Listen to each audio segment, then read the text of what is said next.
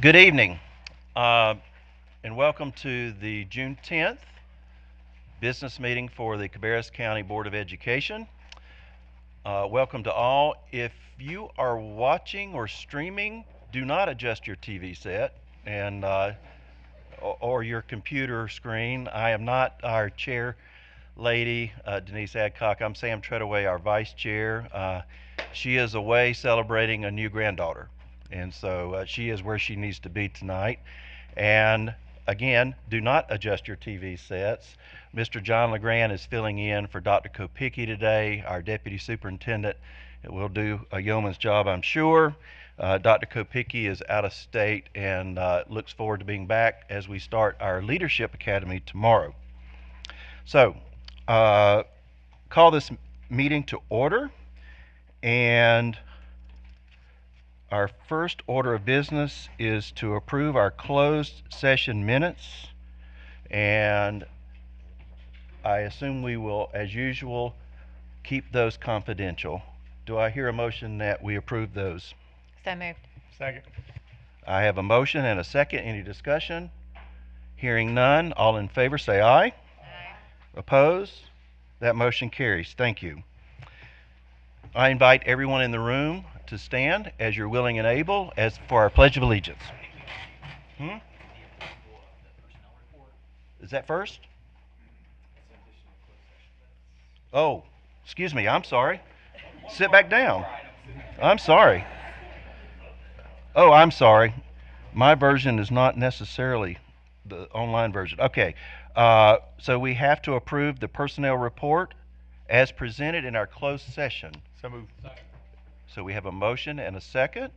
Any discussion? All in favor, please say aye. Aye. Opposed?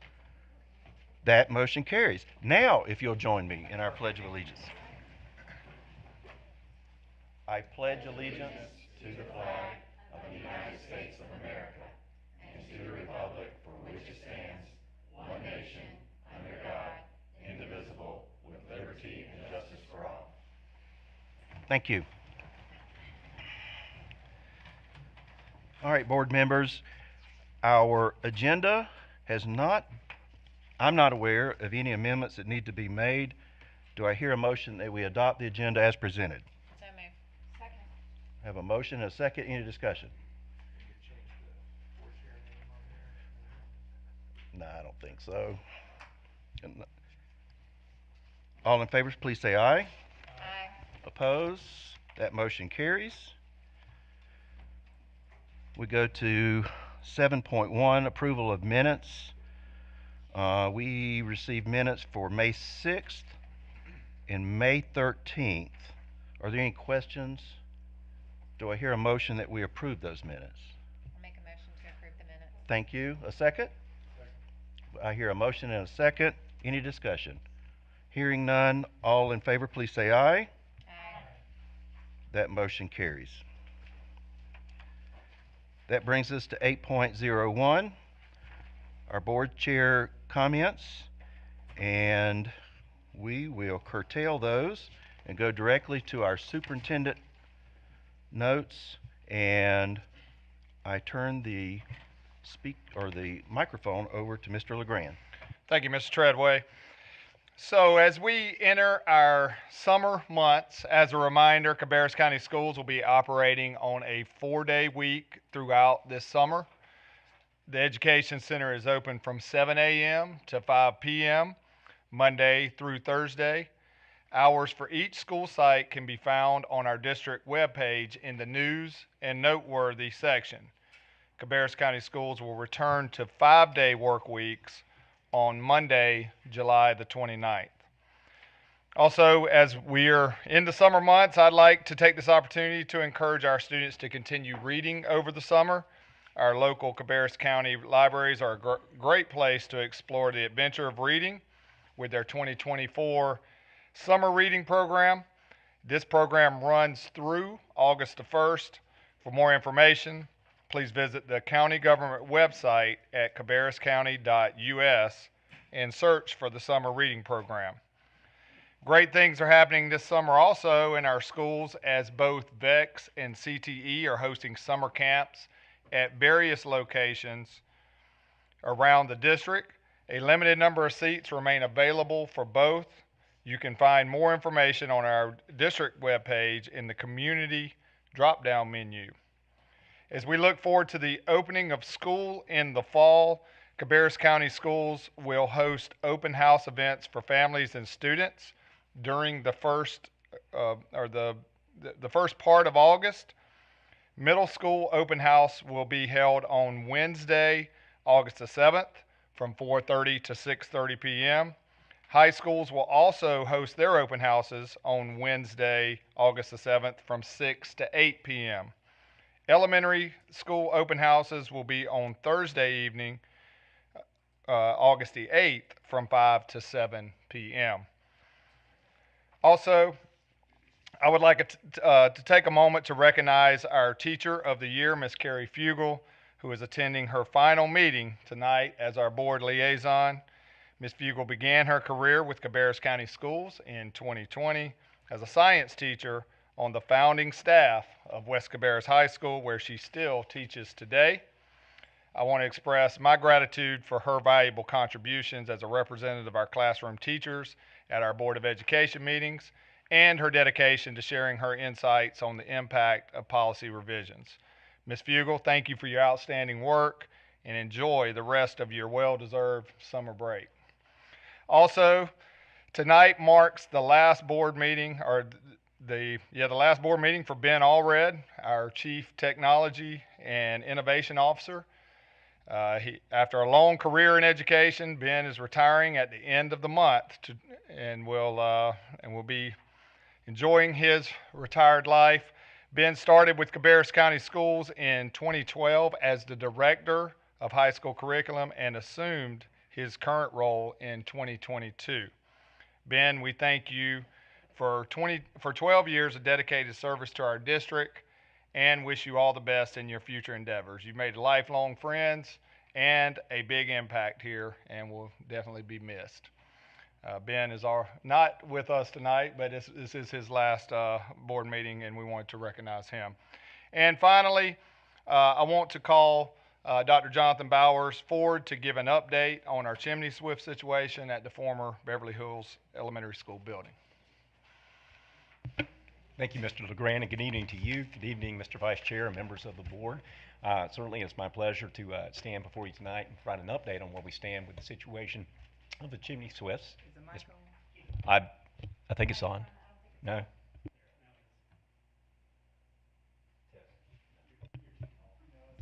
I think I'm going to have to move it closer is what I'll have to do. Maybe that one's just not working. Yeah. All right, we'll try it again. We'll start over. So, thank you, Mr. LeGrand, Mr. Vice Chair, members of the board. Certainly here tonight to be able to provide you with an update on the situation with the chimney swifts at the former Beverly Hills Elementary School. And I want to say, first of all, thank you to the members of our community who have certainly brought that forward to our attention. We appreciate their efforts of certainly being mindful of our community, our schools, and bringing that really, sort of to us so that we can certainly thoroughly investigate and really gather a better sense of certainly what we're facing. We did, in fact, have a certified technician and a consultant out on site today. We initially reached out to an environmental specialist group to be able to come and do a preliminary visit to the site of the former Beverly Hills Elementary School.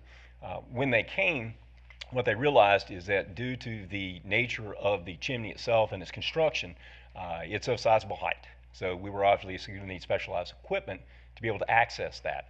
We were able to get that in place today. So we were able to secure a bucket lift, and we had the certified technician access the chimney itself. So just a little bit about the individual who came out today. They're a certified wildlife agent. That means that they are certified by the North Carolina Wildlife Commission, and they are authorized representatives to be able to make determinations about what would be safe practices as it pertains to wildlife. So I certainly want to assure the board that we have sought to have the appropriate personnel come out and to do a study and to be the lead consultant on this effort. As of this report right now, I don't have a final report update to give you because the technicians spent the majority of the afternoon out there, and they were collecting the information, doing a thorough study.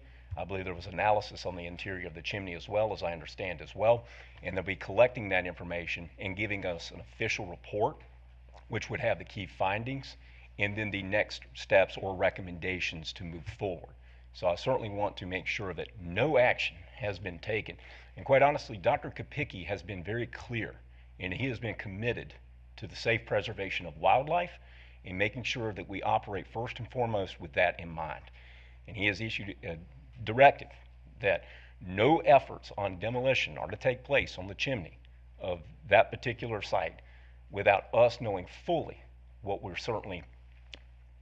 face ahead, and certainly what information we have to work with, and also after consulting with local and state agencies, which we will do once we have the official findings in hand. So I certainly want to make sure that we are clear in saying this was merely a first step in a multi-phase effort moving forward. No activity is happening surrounding it. We are relying on professional guidance. We're relying on the facts. We're relying on all the decision we can collect and move forward to inform us to then determine what possible options there may be. So with that, I will certainly pause for any questions you may have. So just a few. Oh, go ahead, sorry. Just a few questions. Yes, ma'am. So, how long does this process take? Do we have an idea on that?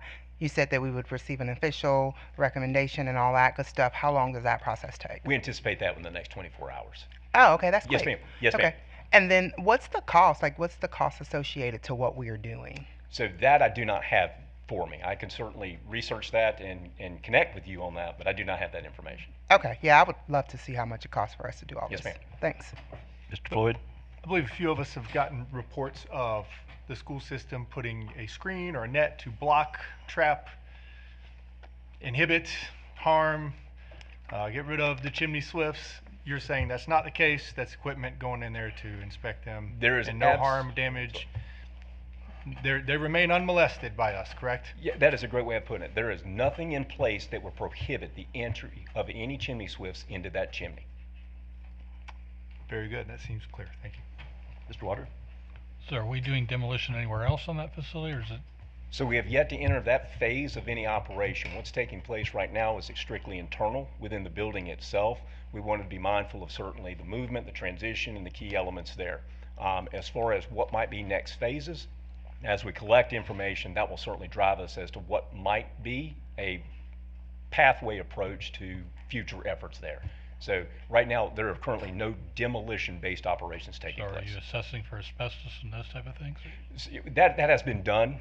We did have an opportunity to be able to do a thorough asbestos comprehensive report back over spring break, which has been done for that particular site, and that information will be used to be able to, when we get to the next phase of demolition. Are you going to share any of that with the board? We could make that available. Thank you. Yes, sir. Ms. Sandish? So just so I'm clear, you'll receive a report within 24 hours. Does that come to the board? How does that information come? Yes, ma'am. That's a great question. Okay. And again, it will be distributed to our office, and I think we can then talk to Dr. Kopicki and dissemination to the board as to what would be his preference in terms of sharing that out. Okay, thank you. Yes, ma'am. Any other questions?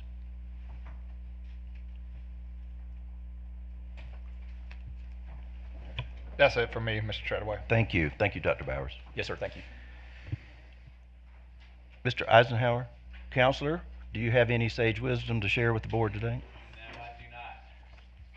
Hearing none, it's time for us to move to 9.01, our guest speakers.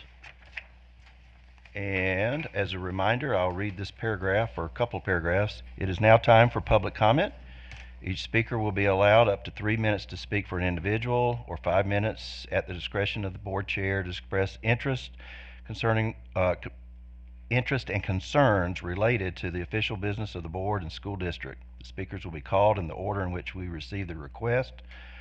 A person may not be substituted for a speaker, nor may one speaker donate time to another speaker. If a speaker runs out of time, then the speaker may leave the additional information with the board clerk, and that would be Ms. Spade at the far end here of the dais. Statements reasonably perceived to be disruptive or imminently threatening to the orderly operation of the meeting shall not be permitted. Any limitation on public comments shall be viewpoint neutral. The board chair has the authority to rule the speaker out of order. If a speaker or attendee willfully disrupts, disturbs, or disrupts this meeting and refuses to leave after being asked by the board chair, then the speaker may be escorted out and could be arrested for trespassing or disrupting an official meeting. Board members will not respond to individuals who address the board except to request clarification of points made by this presenter. Excuse me. Let's see, our first presenter tonight, or speaker, excuse me, is Michael Berkowitz.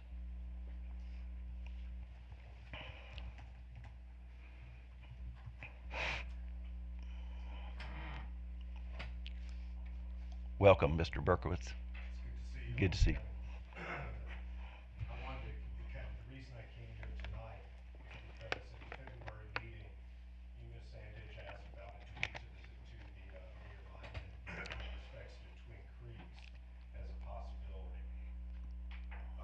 At that time, I was able to go ahead and arrange 2 meetings with Dr. Kopecki. What it took to get those meetings was outlandish and caused me a great deal of frustration and time and effort. During that first meeting, The speakers aren't on. Microphone. Yeah. the one on the right. Do we need to start the timer? Yeah, let's start the timer over, Mr. Berkowitz, if you don't Okay, mind. That way that's we can fine. all hear you, okay? Okay. Thank you. I'll be happy to do that. At the February meeting, we discussed about the 12 children in our sector that were going to be moved about halfway across the county, and that there was a possibility of a tweak. When I was able to set up 2 meetings with Dr. Kopecki, what it took to get to those meetings took a great deal of time and effort. The first meeting, I was told that this was a reasonable and logical ask, and that he would consider it. Last week we met again along with 2 parents, and were denied that tweak. One of the main reasons is that he was concerned about a domino effect. He had also mentioned the number of turns by a bus. At that moment, I realized that I was sent on a fool's errand. There was never any intention to do any tweak, and to this day, there are no tweaks. The families that were involved were asked to go through the family hardship process. And they have gone through that and the appeal process, and their appeal may be heard by this board. You guys will have another opportunity to do what's right. I just wanted to make sure that you were aware of the situation, as based upon the communication that I have seen in this organization, I knew you would never hear it, or would be convoluted in another way. As a citizen of Cabarrus County for almost 30 years, I will continue to do my part to serve our community. And I offer my assistance with respect to school construction, in which I have a lot of experience. I'll be happy to help you, but I wanted to make you aware of what had happened and how I felt misled. Don't make these families going through this hardship process be another fool's errand. Thank you. Thank you. Our next speaker is Preston Porter.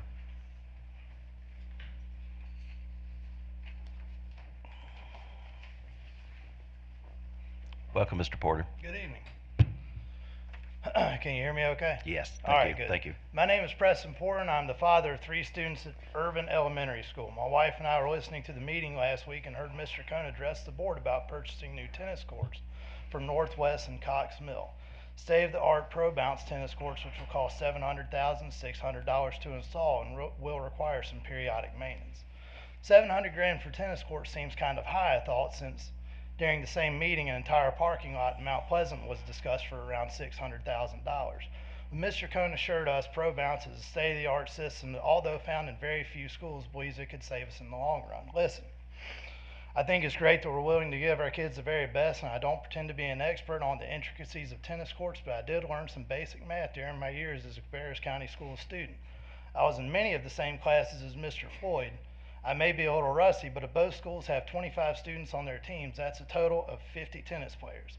$700,600 divided by 50 equals $14,012 per student.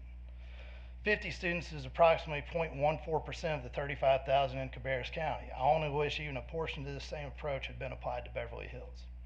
Earlier I told you I'm the parent of students that are enrolled at Irvin, even though I don't live anywhere near Irvin. They will be going there because 4 members of this board voted to close Beverly Hills. There is a litany of reasoning used to justify closing it, with cost of deferred maintenance being the main driver. We were told there was no money for a new boiler, no money to repave the lot and driveway, no money to make the building safer, all of which would have benefited an entire school. And the list goes on. We were told that closing the school would be equitable for all. Mr. Floyd said that it's what was best for the 35,000 students of Cabarrus County, which I still don't understand. Yet somehow we're able to have a contract ready to be signed for new tennis courts at 2 high schools, one of which is supposed to become a middle school in the near future, that again only benefits around 0.14% of the entire student body of the county. How is this equitable, and what's best for the county? I'm unable to ignore these tennis courts given the unique position my neighbors and I, along with many others who are completely disrupted by the closure of Beverly Hills, have found ourselves in. With recent tax evaluation, like everyone, we're paying significantly more, but unlike everyone else, due to your vote to close, we're getting significantly less for it, other than front row seats to watch a new school that we're helping pay for be built, that our children will not be able to attend unless it's through program choice. The school you originally said was a replacement school for Beverly Hills and Colston Webb, but have since admitted it is not a replacement for Beverly Hills at this time. And now you want us to also pay for these tennis courts. The night of the vote, Ms. Sanders remarked that she didn't receive a single email from any of her constituents asking her to close Beverly Hills. 2 of you who voted to close aren't even going to run this year to see your vision through, which in a big way I'm grateful for, because you've done quite enough already. However, I could at least respect you a little bit if you did. If I were on this board, I'd vote no on this one, especially if I was one of you who voted to close Beverly Hills. Thank you. Thank you. Our next speaker is Lee Schumann.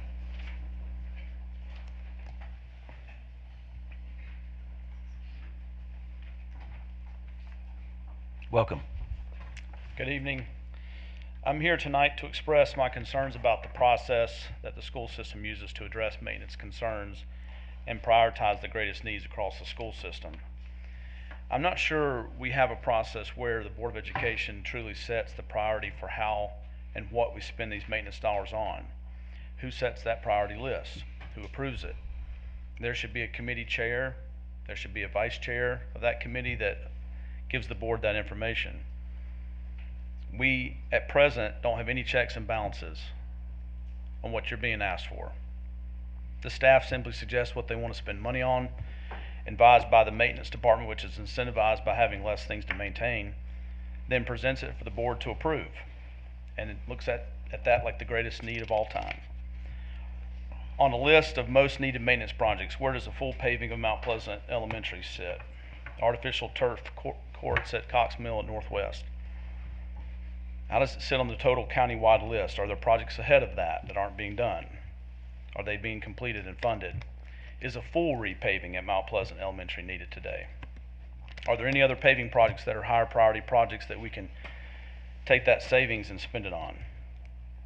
Northwest High School will be the middle school, as Mr. Porter mentioned. We're going to spend $300 and some odd thousand so we can have middle school students have the nicest court of anybody in the state. We don't have middle school students that play tennis. We're not in a position to be making those kinds of bets. We just asked the county for almost $1 billion for new schools. We have a deferred maintenance list of God knows how many other hundreds of millions of dollars. We're making a bet that these tennis courts are going to be the greatest thing. They're going to save a ton of maintenance. We're going to save $300,000. They don't know. How long have they actually been in service anywhere? Why do we have to be the first ones to use them? Can we not wait and see what other school systems do? We're not in the position to bet those kind of dollars. We got tax increases coming out the wazoo.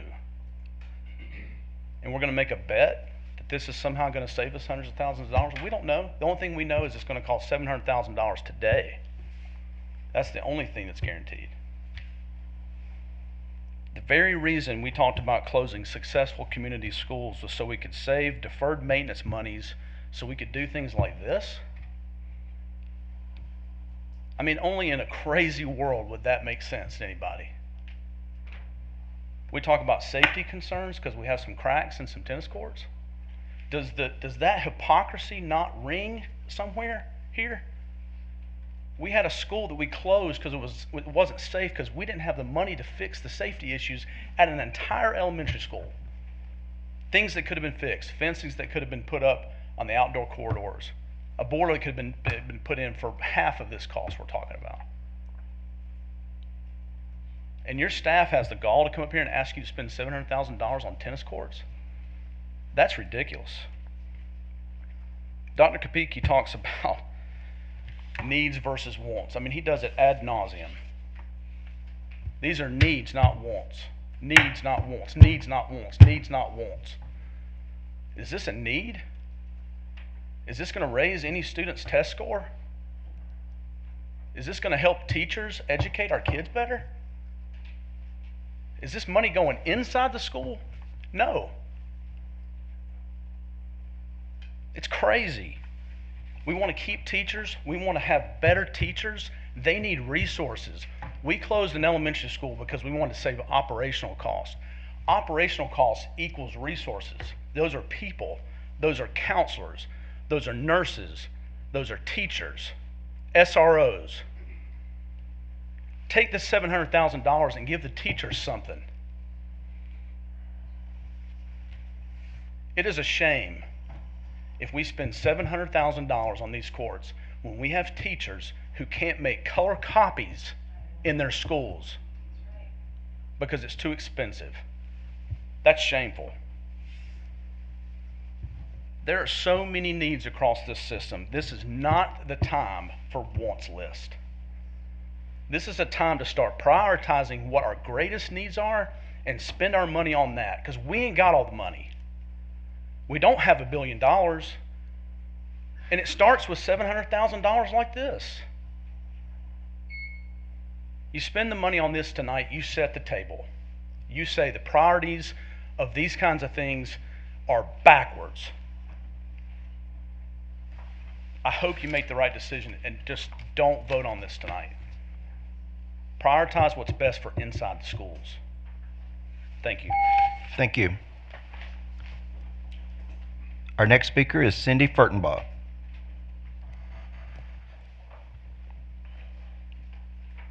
Good evening, everyone. Good evening. Thank you for allowing me to speak today. I'm just going to pull up this poster, ignore the dates. My Concord Afton Sunset Rotary Club is doing our 7th annual School Tools Drive this summer, and I thought I'd take the opportunity to give you a recap of what we've done and what we plan to do. This year's collection will be officially from July 8th to August 4th to work with the school calendar, but we accept financial donations or new supplies all year. Each summer, we collect new school supplies for each Cabarrus County Schools location and for Kannapolis City Schools District. We've already placed our first collection barrel for 2024 at Staples at Carolina Mall. Staples has been an exceptionally generous partner each year, and we also typically receive donations from Harris Teeter, Publix, and Target. Several years ago, we added a nurse's bag for each school for their school nurse. They receive individual packs and boxes of tissues, disinfectant wipes, hand sanitizer, and paper towels. These bags are much appreciated by the nurse. It's their supplies, they keep it in their location. Over the prior 6 summers, we have collected just over 200,000 school supplies. A 24-pack of crayons, a composition book, or a pencil or ruler are each considered one item. Supplies are distributed to schools based on their community, school, or free and reduced lunch status and total students at that school, so basically the ADM number. So thank you to Mr. LeGrand for providing the anticipated ADM numbers for the next school year. We're always looking for more locations to place a collection barrel or a box. Churches are particularly good locations for people's generosity. No business is too small to host a collection. We also accept financial donations to the club, and we are a nonprofit, to purchase supplies in volume. All of you board members have helped us with collections or delivering school supplies to each school. Your participation is greatly appreciated, and we will be in touch again this summer.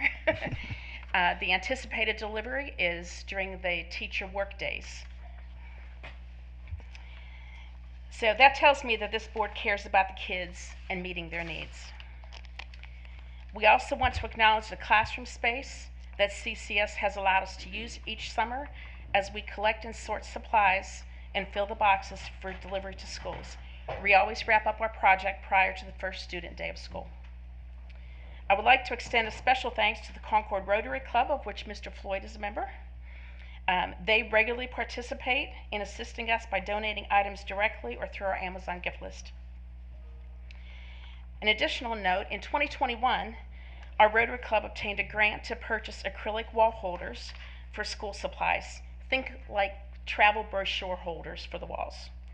Mr. Chuck Taylor's department installed the holders at each school, serving high school students. We purchased 14 in all, including all the CCS high schools, A.L. Brown, early colleges, PLC, Virtual Academy, and the Opportunity School.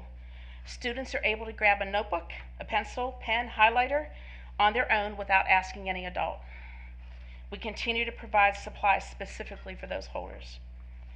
I also wanted to mention that former board member Carolyn Carpenter is our biggest volunteer every summer. I think no surprise to those who know her. While she is not a Rotarian, she continues to have a love for helping the schools and children. If anyone in attendance today or watching online is interested in donating, please look for our Facebook pages, Cabarrus County 9 School Tools, or Concord Afton Sunset Rotary Club, or you can email us at cabarrus9schooltools@gmail.com. You may also reach out directly to me, Cindy Furtenball, or any of our club members directly. Thank you for the time to share this. Thank you. And our last speaker is Joni Liebel. Ms. Liebel? Okay. Board members, I see that we moved to 10.01, our committee reports. Are there any board members that have committee reports to share? Seeing none. 10.02, our Teacher of the Year report with Ms. Carrie Fugel. Good evening. I just wanted to share a few words since it is officially my last meeting, just to kind of recap all the things. So please forgive me if I'm reading my notes. Today marks the end of my service as the 23-24 Teacher of the Year for Cabarrus County.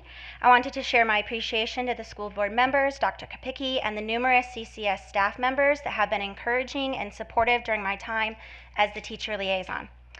I'm not aware of any other district in North Carolina that includes their Teacher of the Year in having a seat at the school board meetings and utilizing them in any capacity to be a representative for the entire school year, like Cabarrus County does. During my time in this district, I'm proud to say that I'm blessed to be a part of an organization that works to keep students and learning in the educational, keeping them first in the educational process. During the end of year celebration event that was held in April, I shared a personal story about my journey to and through education and a quote that my dad used to encourage me at the pivotal moment of my life. And he said, "Well, Carrie, sometimes we don't always know what the next chapter in our book of life will be, but this is yours." As I have navigated life, I go back to that and that mindset that this is my chapter. Tonight, my chapter will officially end, but what I have found written in the pages of this chapter over the last 12 months included incredible opportunities, from giving the keynote speech for our incoming beginning teachers at the start of the school year, to co-hosting the quarterly teacher lead meetings with Dr. Kopicki and staff, the opportunity to sit on the selection committee for many of the year recognitions for this school year, classroom visits and honest conversations with teachers in our system K-12, the opportunity to advocate for public schools and educators with one of our local legislators, and of course the bi-monthly board meetings where I was included in many of the important discussions. Cabarrus County has so many incredibly talented and focused individuals at all levels of our system. I feel confident to proclaim that the educators in our district strive to make a difference in the lives of our students every day. Cabarrus County has outstanding teachers who are devoted to making a difference. It has been my complete honor to represent and serve as the teacher liaison. I would like to recognize the 24-25 Teacher of the Year who was named in April. Mr. Caleb Snell was not able to be here tonight to be recognized, but he will be the new Teacher of the Year.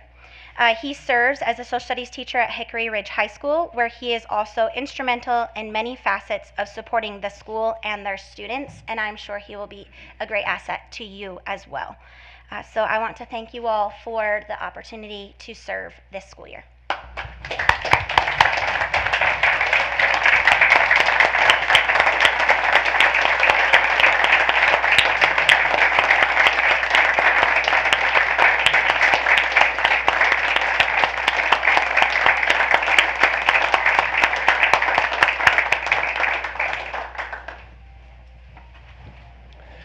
Well, it's always dangerous to try to speak for others, but I know I speak for my colleagues up here in thanking you. You always brought the teacher voice to our meetings, and we appreciate that, and we wish you the best. Thank you. Mr. Snell has very big shoes to fill. Next up, board members, is 10.03, our construction update with Mr. Cohn. Welcome, Mr. Cohn.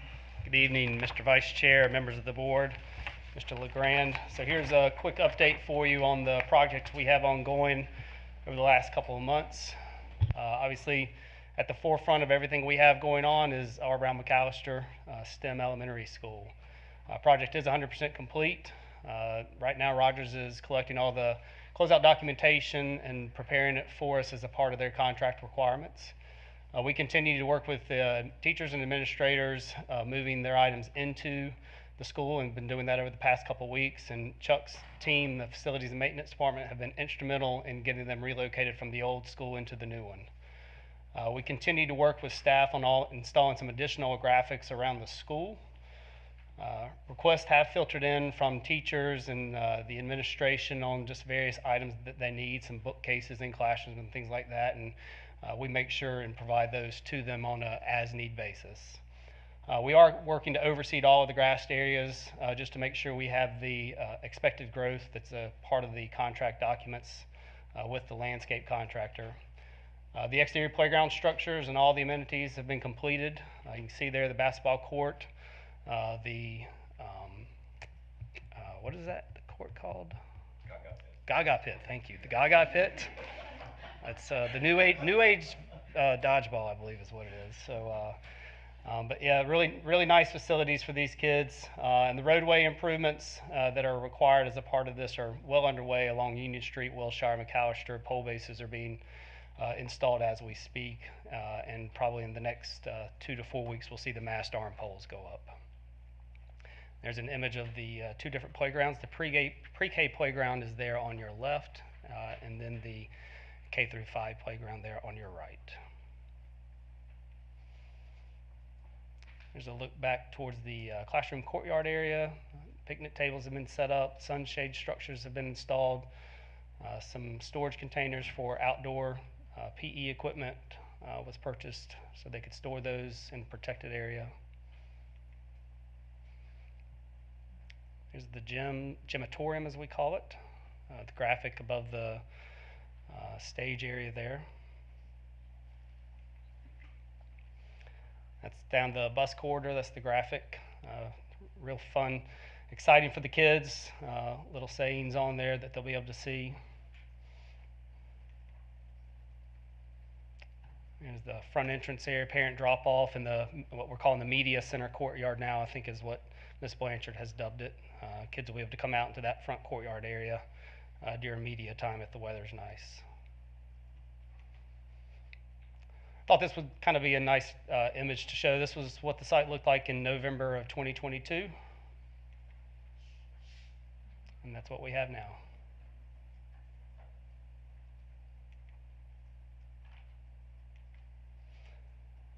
There's just an aerial overlooking the campus of both the old facility and the new facility.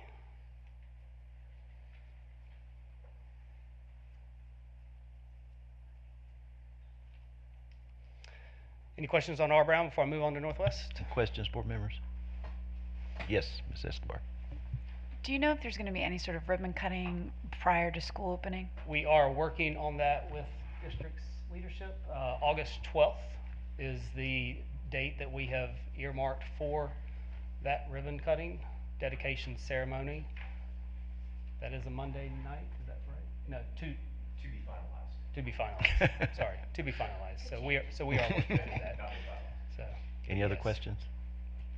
Is that a board meeting date? It is, yes, ma'am. And you said it's at night? It will actually it will be in the so to be finalized, probably be in the afternoon, so that if it does coincide with the board meeting, then our intent is possibly to hold the board meeting at the school that evening. Oh, okay. Nice. So you all would come and just stay.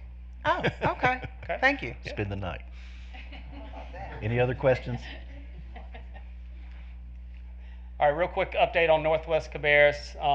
Not a lot of movement. We're 95% complete on our construction documents. We should, excuse me, be receiving our 95% pricing exercise that is required as part of their pre-con proposal with us. Plans are currently in review at NCDPI and the Office of School Planning. Again, currently this school is identified as being funded during the fiscal year 26 borrowing cycle with Cabarrus County. And we have identified with them the escalation impact that could be roughly 1.25% per quarter based on current market condition. That's just the BIM model showing one of the chemistry science rooms on the 3rd floor. That again is the main entry and what it will look like as students that are dropped off by their parents going into the school. Any questions on Northwest? Any questions? Yes, Yes, ma'am. Ms. Lindsay. So I have a question about all of the glass. So just in conversation regarding safety issues within the school systems and the new schools that we're building, if you could just explain what you do, yes, with this glass, and are we going to have to also put some kind of film over it to so that it's not as easy to see inside? Yeah. So to answer the first part of your question, we obviously are not funded at a level to put ballistic glazing into the schools. That is comes at an incredibly costly number, and so we do proactively at all the windows at ground level elevation up to 7 foot in height install a bullet resistant film on all those window units. Just on the lower level though, we don't do anything on the 2nd floor or the transom units that are above those windows. As far as the graphics are concerned, to provide some level of screening and privacy, that is typically left up more so on the facility side afterwards, and Chuck and his team work with school staff because sometimes those are a little bit more intentional on where they go, whether it's the front door or whether it's a couple of office windows that they may want some more privacy. For people not to be able to see in, but obviously the inside person can see out. We are installing some graphics as a part of the R. Brown McAllister project because the administrative windows are there on the breezeway as you're walking into the front of the school, and people could, even though we have blinds and the blinds could be shut, it just makes it simpler if they want to leave their blinds open. We're going to install some graphics, and we get creative with it. We're going to put the RBM STEM logos and the Bobcat on there for them. So it's kind of fun and creative, but it also provides a useful purpose as well. And pardon me for the questions, but I guess my thought is, why all the windows if we're just going to, if they're potentially going to pose another issue that we're going to have to spend more money on to cover? Well, I don't know that it's all the windows. I mean, natural light is important for these students and No, I get that. I get the natural light piece of it. I'm just talking about as a whole. There's a lot of windows, and I just am concerned about whether or not the safety aspect of that would it be less expensive and more safe if we didn't have windows? All of the big. No, we need some windows. Yeah. I'm not talking about just regular windows. I mean, these are a lot of windows. Yeah. Oh yeah, so more curtain wall type, so larger sections. Are you referencing what you're seeing on the screen? Yeah. There? Yeah. So those are they do let natural light in. They do come at a little bit more from a price perspective. They are higher price, but you take the trade-off of brick or architectural metal panels or something for the glazing in the window, and there's not much difference in the cost. So you're trading one for another, but the benefits you gain from the windows are the natural light. Okay. All right. Thank you. I mean, there is a number, there's a trade-off, and we go through that exercise as we're looking at these schools, and we're looking at how do we save money? Do we instead of having a double pane window, do we do a single pane? And what is the trade-off? It's negligible when you look at the masonry veneer and the build up of the wall system itself versus installing just the storefront unit. Mm-hmm. Any other questions, Ms. Sandidge? Maybe just a statement. I was on one of the walkthroughs of one of the schools. Yes. It was our Brown. Okay. And I do remember one of our county commissioners asking, like, the questions that they receive are about the elaborateness of the building and how much does that cost? Which we're talking about taxpayers whose taxes is getting ready to skyrocket, right? Right. So I think that's where you're getting at. And when I looked at this picture, I'm like, wow, that's like literally looking at one of those businesses uptown Charlotte. And is that cost effective? And when what you explained to that county commissioner helped to bring perspective to the cost. And I think if we can do that when we are explaining this, that would help. I'm a taxpaying citizen just like everybody else, and I don't want to waste anybody's money on what we do. We don't build grandiose schools. We put nice things in these schools so that the children are excited about coming into the educational environment. The cost per square foot that we build our schools for is no more than what Charlotte-Mecklenburg schools, what Union County schools, what Winston-Salem Forsyth schools, they're all building for the same square foot price that we are. So that is our metric and our measurement of what we're doing. Is it more costly or not? We go to the neighboring counties and we talk to them because they're all going through the same thing in building schools. Yeah, I just think it helps when we explain, Right, yeah. when we break it down and say, hey, like you just explained about the bricks, Right. we're about at the same cost. Sure. Thank you. Yes, ma'am. I've done interims at Cox Mill and Winkler and had parents talk to me about the rock walls in a split face block. It's attractive. It certainly looks kind of rock-like, Yeah. but there's a lot of confusion. Any other questions? So real quick on the Central Cabarrus projects, we have two projects ongoing at that site. The court renovation project is roughly 95% complete. In fact, I believe they were out there striping today. The court lighting system that was also funded by the county that is being installed by Chuck's team over in FMD, they'll be installing those now over the next 2 weeks. And once all that work is done, final landscaping work will begin to take place just around the outside to dress things up as needed. Real quick, the track surfacing is completed. We are adding some additional concrete work and paving that will be installed to help mitigate some erosion control and maintenance issues long term for Mr. Billings and his team over there at Central. We're also making repairs and adding some additional safety and security fencing at that facility that was in dire need of helping to secure it some. There you can see the synthetic turf of the Pro Bounce system, and then that's the sand infill. And that is the polymer binder that they are spraying to lock all that in to make it a hard surface. You start getting the fiberglass resurfacer coats installed over top of the turf and the sand binder.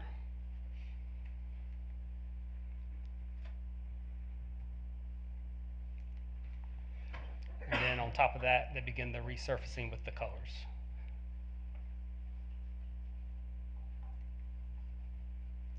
There's a section of the track complex before the striping was completed. And then there we are after striping was completed. Any questions on the Central? Questions? Yes, Ms. Escobar. Thank you. Thank you for showing us the update. Yeah. So, do we know where those kids ended up playing this past spring? I don't know. We'll have to ask, but I know the goal was for us to have it this season, and I know that was very Mr. challenging. Tyson, did you know where did they play at Myers Park? Yeah, most of them are Myers Park. Yeah. At their visiting schools. Yeah. Okay. Yeah. Okay. Thank you. Other questions? Cabarrus Health Science Institute. So we are progressing along quickly with this one. We have a very short window to get it finished up. The modular unit upfit work, the inside work that we needed to complete as a part of some of the modifications for the program itself, about 75% complete. Currently, utilities are being installed and tied into the public system for water and sewer and power. We have furniture delivery scheduled for July 8th, so we're not too far from that. All the aluminum decks and ramps have been installed. The striping for the pedestrian/student crossing over into the Cabarrus College of Health Science building is going to begin in the next couple of weeks on site. And casework actually started showing up the end of last week and is ongoing for the CTE classrooms and the science room. And that's the larger classroom unit, has 10 classrooms in it. And then that's the smaller multi-purpose dining administrative space that will be used by the students.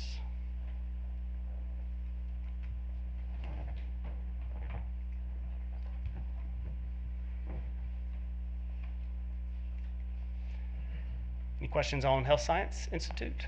Yes, ma'am. Are those modular units in addition to a already standing, like they're in a building right now, right? They are in, yes, they are currently in the Plaza building located over on Lake Concord Road. But that was a temporary placement of them over the last 2 years from the inception of the program. Okay, so they will move out of that space come the middle of July after the 4th into the new modular units. And how many grades right now are in there? That will be this is the second year, so next year we'll have 3 grade levels in there. Okay. Thank you. Yeah. Any other questions? So Opportunity School, just a real quick update. Not a lot to show you here. Schematic design drawings are being marked up and reviewed just to try and get some efficiencies in our square footage and reduce that as best we can.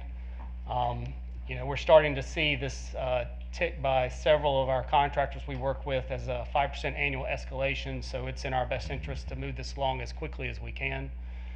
We're going to be providing comments back to the design team on some changes requested at the school level, just about how the administration area and the staff will use their space. We're going to be meeting with New Atlantic over the next couple of weeks, begin reviewing our value engineering options and what that looks like. Site design work continues with Timmons Group, the civil engineer of record, and they're working on making sure we have a balanced site, meaning we don't haul off any dirt or we don't have to haul in any dirt. And then we continue to track an August 26th opening date for this school. That's the BIM model elevation there you see on the right of what the proposed elevations will look like. It's a little hard to see, but that's just the schematic floor plan right now. We have 9 classrooms that are a part of this. A very small gym area, weight room, a small dining space, and kitchen and admin. All kind of the elements she has over at the current Opportunity School site. She's just much more spread out there now, and this will be very compact. But again, we work through trying to reduce square footage wherever possible just to make sure we stay within budget. Any questions on Opportunity School? Questions? Yes, ma'am. I recognize that this is a different high school experience, but is there any sort of outdoor area for students to enjoy? So yes, ma'am. So we have, since we located this on the Performance Learning Center campus, when we built that facility, we built them an outdoor basketball court, an outdoor picnic shelter with picnic tables that's covered. So we have situated this so that should Ms. Mack choose to let her kids go outside and do that, they will have use of that space as well. Other questions? I think from looking at the blueprint that this has Ms. Mack's fingerprint on it. Very simple. And I appreciate that. I mean, she knows the needs. She was very intentional. She wanted to stand in one spot and look down the entire hall and see all the kids and what was going on. Yep. Yep. And I believe that's all I have for you. Are there any questions anybody else has for anything else? Thank you, Mr. Cohn. Thank you. Next, we have an update on program choice, and we welcome Ms. Sarah Reeves to the podium. Good evening, Mr. Vice Chair, members of the board, and Mr. LeGrand. Thank you so much for having the opportunity to come present to you on our 2023-2024 program choice updates. So just in review, currently we offer 16 programs across 29 of our schools. Many of these programs are comprehensive and diverse in terms of their programmatic offerings, and many are leading in the respected areas across the state. Currently, we wanted to begin with an overview as it relates to our dual language. If you recall, we actually offer 2 different programmatic themes, one of which is Mandarin and the other is Spanish, that run all the way through middle school. Currently, our Roberta Road Middle School is offering the programmatic theming of dual language in both Spanish and Mandarin. Additionally, we have our Fine Arts program, which runs currently K through 8 at Royal Oak School of the Arts. We also offer international baccalaureate programming. This is school-wide at Weddington and Winkler, and then diverges into programmatic theming at Concord High School and West Cabarrus High School, offering both the CP and the DP pathway for diplomas. Although I will make note that even though students may not graduate with a diploma, they can still partake in the programmatic theming throughout the course of their high school journey in 9 through 12 through courses. Additionally, we have our STEM schools, and so you can see here the programmatic theming as it relates to the pathways. These pathways run kindergarten through 12th grade currently, and you will see here that many of our STEM schools were recognized as STEM Schools of Distinction, which is an award given by the North Carolina Department of Education.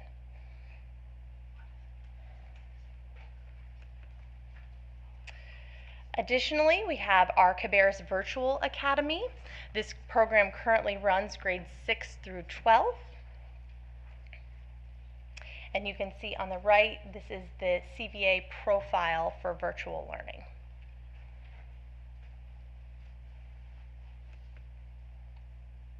Additionally, we also have 3 early colleges that we are tremendously proud of through the Cooperative Innovation High Schools. So these are schools specifically targeted for students at risk of dropping out in high school or first-generation college students. And we currently have the programmatic enrollment listed in the second column, where you will see that Cabarrus Health Sciences Institute is currently 9 through 11, with the expansion of 12th grade the following year.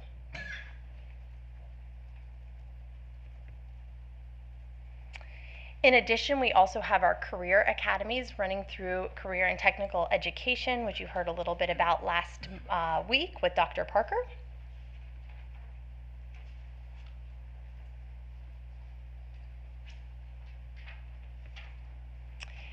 And as we review, one of the things that we want to outline is our commitment to really making sure that we are aligned with strategic plan of Destination 2025 and outlining priority 2 around teaching and learning, where we are consistently looking at reviewing and programmatically evaluating both program choice and CTE pathways as it relates to equity and access across our ever-changing landscape in the county. One of the things that we really want to make sure that we do is that we are constantly implementing a programmatic review process where we're looking at a diverse set of data to make sure that the programs are meeting the needs of the community, as well as looking at the data to identify strengths and growth opportunities and continuous improvement, just the same way we charge our schools to do the same thing when they are developing their school improvement plans. So this is just a review of some of the data sets that we use to be able to provide comprehensive improvement around our programmatic theming. And so you'll see here there's multiple measures as it relates to accountability, but then we are also looking specifically at stakeholder feedback. So what is the anecdotal feedback from our staff surveys, parent surveys, as well as parental input through the school leadership team as it relates to the programmatic themes being offered throughout the county. This is a timeline of our programmatic review process, which you may have recalled we shared with you back in the fall. Basically, we take chunks of programming and we review it each year to make it bite-sized and more comprehensive around the board. And so as you can see here, our ultimate goal is to make sure that all programmatic reviewing is done before October, when we are actually opening up the program choice window for the following year.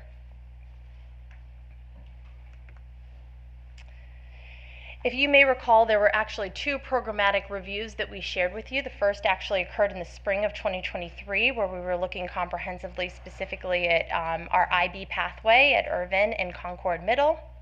Additionally, we were also looking at dual language at Weddington Hills and transitioning from Weinkauf, specifically from STEM to fully dual language. Additionally, in the fall, we actually reviewed the balanced calendar at Wolf Meadow. We looked at the virtual academy programmatic offerings in elementary school, as well as our dual language immersion programs. And so you can actually see on the left-hand side some of the recommendations that were brought to the board based on our data findings, as well as support and affirmation for some of the programs that we currently had as it related to academic attendance and staff retention.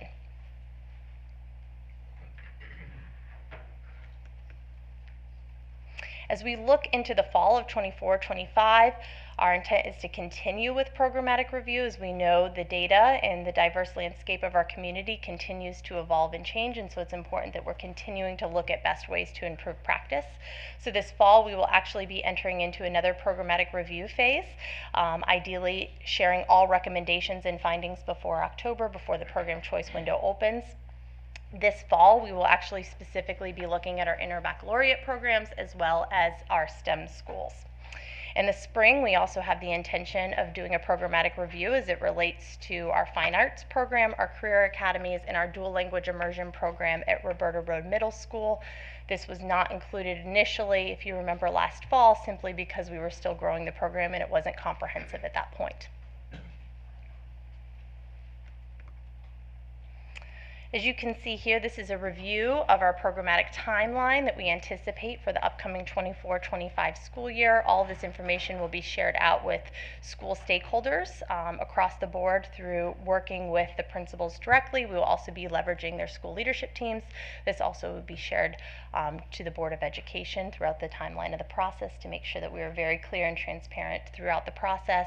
And we found last fall that having Parent Square was incredibly supportive and helpful in making sure that we are connecting to all of our community members. And with that being said, I'll turn it over. Any questions? Yes, Ms. Sanders. So can you walk us through the application for program choice? How does somebody apply? How do they identify what is of interest to their family, and then what's the process for that? Yes, absolutely. So one of the things that we're committed to is trying to streamline the process and making it as easy as possible for our families. So going into the fall season, we actually kick off or launch the programmatic review process through a futures fair, where we actually, prior to the window opening where families would apply, we're engaging the community in different offerings across the board, and we typically have an event in the evenings at the arena where families can come and students can come and engage in whatever programmatic offerings are being offered. At that point, once the application launches, it actually launches through our Scribbles platform, which is the same enrollment platform that we have across the board in K through 12. Their families will, based on the address that they select, they are given options around programmatic theming. We're very intentional in making sure that it's program choice and not school choice. So you're selecting into the programs that your child may be interested in for the upcoming year. That is done through a lottery system. And at that point, once the window closes, we're able to notify families of what seats we are able to offer them for the upcoming year, and families have a window of time to accept those seats prior to finalizing any enrollment numbers for the upcoming year. First off, thank you for the presentation. I appreciate your work on this. So the lottery system, just a little bit about what's the lottery system? Who orchestrates that? Yeah, absolutely. That's an excellent question. So we actually work with our vendor, Scribbles, to make sure that it is completely a lottery system, that there's no advantages for certain families, and we're very intentional about that. We also disclose our wait list as well, so that we can help share that information to all of our community members. That's my next question. It's about the wait list. Yes. Can you tell me, so if a family applies, they don't get that lottery system, they go onto this wait list, and are those wait lists extensive? It for depends. certain programs? Great question. So again, much of this has to do with the building level capacity and keeping in mind what we have the capacity in terms of programmatic theming and offerings based on the geographic area that the family lives in the county. We do see in certain programs that there is a longer wait list, and it depends. So I can give a good example of a situation such as our School of the Arts, right? So it's very difficult to enroll students midway through their career into a school in which it's running a K-8 programmatic theming. So it would really depend on the program and the theme and what the interest is in that geographic area. However, I will also say we take that into account when we're doing our programmatic review. So where do we see large levels of interest in programming? Can this program be replicated across the county in another area that it might be needed? And vice versa, where are we seeing programs where we're not filling the seats right now, and why is that? What can we do to address it, or do we need to think about scaling back on the program? Okay, and that's my next question. You're just doing well. So I got a lot of questions about program choice over the last week or so. I'm not sure why, but calls about that. So that's where my questions stem from. So help me understand, if someone is on a list, how long are they on that list, the wait list for? The wait list, typically it's for the duration of that season of the programmatic offering. We ask that families enroll again the upcoming year to let us know their interest. I will also say if families are interested or inquiring about what is the likelihood of getting off of this wait list, where do I fall, I would encourage them to contact us, and we will be happy to support our families in navigating that process. Last question, I promise. Sorry, y'all. So we talked about, like, this is the update, right? What has changed specifically? So, for example, is this program that was here, we've identified that this program doesn't have enough buy-in or enough folks attending, and that's going to change somewhere. Is that in here? Because I didn't see that. Yeah, Okay. absolutely. So are you speaking to the programmatic review process and what recommendations we have made previously? Right. So is that spelled out specifically somewhere?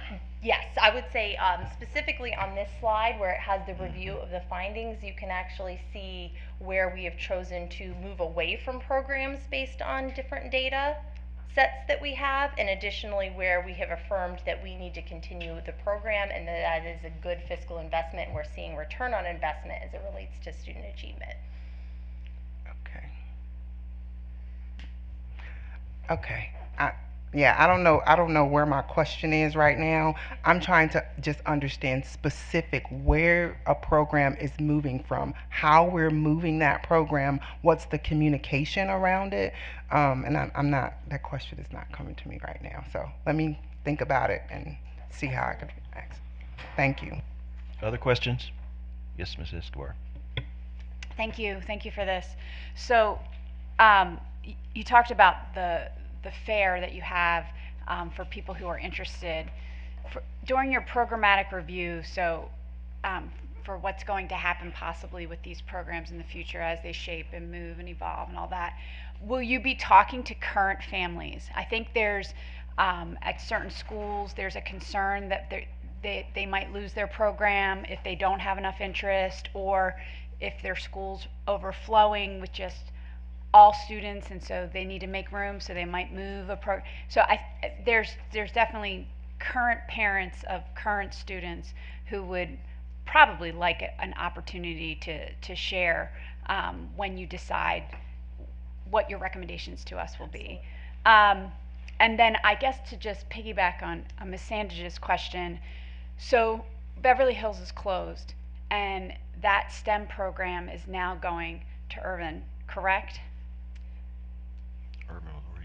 So Irvin will become a STEM school. However, there are other STEM programmatic offerings throughout the county, so it would depend on the address of the student what STEM program they would transition to if they would like the option to do so. Correct. So what I guess the question that I have is if it was an award-winning program in Beverly Hills, and those teachers and that curriculum, is it that just picking up and moving to the school? I recognize that not every kid that was at Beverly Hills is staying and going to Irvin, but the majority of them are. And so what you're saying is if they live somewhere else, they could, I think there's 5 elementary schools that provide STEM, 2 middle schools and 2 high schools. But I guess I just wanted to know that program, is the majority of that, the heart of it, the people, the teachers, are they moving to Irvin? That is an excellent question. So I think it has to do with the human resources, but it also has to do with the supplies and materials and the programmatic findings. So if you find on specifically our STEM slide right here, I will say that our STEM School of Distinction awarded by the North Carolina Department of Instruction, that is very intentional and strategic. So you will find there that all of our elementary schools have received that same award. And so we have not gone through that authorization process with Urban, but we fully intend to. Okay, thank you. Other questions? Mr. Floyd. Oh, okay, I'm sorry. So I got my question now. Okay, so when you go back to that slide, it explains to us This slide? what the recommendations will be. What I want us to be able to see is the information that we gather to make these recommendations. Where will that be available for consumption? Great question. So after the programmatic review process happens, which you can actually find here, the next step is that the schools meet with the families to share the programmatic recommendations, and those are based on information meetings. So those are open to the entire school community, and that is only after families, teachers, staff, and students have the opportunity to provide input. So I want to be very clear that every stakeholder has the opportunity to provide input. That is taken into account in addition to the other data metrics that we use as it relates to accountability. And then from there, we are looking specifically at whatever programmatic recommendations we are making. Those are shared with the families and the school community through a forum, and it depends on the school, but that is shared. We use Parent Square to notify the families that that information session is coming up. And then from there, typically we offer those same programmatic recommendations to the board so that you all are able to understand what information we are having, and then we are intentional about leaving it up to public comment. So we want to make sure that we are hearing from additional stakeholders that we might not have captured in that original review process. And that's the September 25th through 29th? Yes. Okay, thank you. Yes. Mr. Floyd? Let's think about dual language, and this might be a question to include Dr. Williams. And I'm sorry for I usually try to be good about getting you guys my thoughts before, but this hit me. So what happens, can you talk to us about how you plan for staffing? You know, you lose a Mandarin teacher, it's hard enough to find a math teacher and English teacher. So how do you plan to be able to offer something in the future and know that you'll be able to have it? And then what happens if you lose that so you can continue offering it to finish out the year? Yeah, so I'll speak to the dual language program specifically. So we, most of those teachers are contracted through Participate Learning, which is a vendor that we work through for international faculty. And so we are able to say to them ahead of time, so Sarah's team communicates with my team and says we're going to need an additional Mandarin teacher at Roberta Road, right? And then our team reaches out to our folks at Participate and tell them we're going to need an additional Mandarin teacher at Roberta Road. They then queue that up and send us back a list of 5 candidates that the principal and the DLI team can interview for those positions. We're pretty good about being ahead of it on that, and I won't say the other part about Participate that's great is when we get into a spot where someone, for example, has a family emergency and has to leave. Participate is very good at being able to backfill that until we're able to fill that position permanently. That's one of the advantages of working through them rather than trying to go find a Mandarin or a dual language Spanish teacher on our own. I would say the same thing for other programs, right? So we're strategically staffing STEM, and so we're helping our principals find the candidates that fit those positions as we work through the hiring process. Mr. Walter? It's back to the process. This is the same process we put into last year when you went through that? Yes, sir. So you had the public meetings. Do we have that guidelines anywhere? Is that a state law that we go through that process, or is that just internal? No, that is specifically best internal. practice of I some mean, sort? it is a belief that we believe it's the best practice. In fact, many of our programs were not reviewed, and so we intentionally wanted to name it in the strategic plan. So from a fiscal investment to human resource investment, we wanted to make sure that we were looking intentionally at the data, reviewing it, and providing comprehensive feedback and programmatic recommendations. But we don't have that process documented anywhere. This is the process that we're going to do. We have documented it internally through a project management process, yes. Okay. And then lastly, the board does not approve these things ultimately, or like we didn't, I don't recall That is correct. doing that last time. Yes, we present them to you as findings For and justification and stuff, but the board does not get an opportunity to vote That is on correct. this. Thank you. Yes, ma'am. Thank you for the presentation. I appreciate it. My question is in relation to the kids at Beverly Hills. So the school, we voted to close the school after program choice already closed, right? So can you tell me what we're doing for those children that potentially wanted to be in program choice? Absolutely, that's an excellent question. So one of the things that we wanted to be very intentional about is that we had the program choice window happening as we're going through the recommendations and the findings around realignment, and then additionally, we did not know any of the decisions that were going to come down the pipeline as it related to school closures or anything like that. So we intentionally kept the process open. If you actually went through the Scribbles application, you would find that we very clearly stated in bold and highlighted, please note that this is program choice, not school choice. So you are selecting a program, and based on whatever decisions that happen, we will make sure that we are aligning so that you have the opportunity, if you receive a seat, to attend that program. So any family member that wanted to continue to partake in STEM education had the opportunity to do so, and our office was extremely intentional about making sure they had that opportunity. Absolutely. Any other questions? I want to applaud my colleagues. Great questions on this program. I know it's very complicated. Thank you, Ms. Reeves. Thank you. Board members, we go to 11.01. You'll recall last week we put a bunch of stuff on consent, and I'm interested in hearing a motion that we approve these items that we move to the consent agenda. So moved. Second. I have a motion and a second. Any discussion? Hearing none. All in favor, please say aye. Aye. Oppose? That motion carries. We move now to our action items and 12.01, and we welcome back to the podium Mr. Brian Cohn. Good evening again. I think first I'd like to apologize to this board for my inaccuracy last week on the subject line and making you all confused. I first saw Ms. Escobar looking blankly beside Mr. Eisenhower, so it was at that moment I realized something was awry. So I do apologize for that. But I bring back before you the contract for approval for the tennis court projects at Cox Mill High School and Northwest Cabarrus High School. I did receive some questions over the course of the week that we tried to provide responses to, and I'll be happy to answer any further questions that you may have this evening. Questions? Yes, ma'am. How long will it take? Will they be ready for tennis season? We know that we can have one set of these courts ready for tennis season.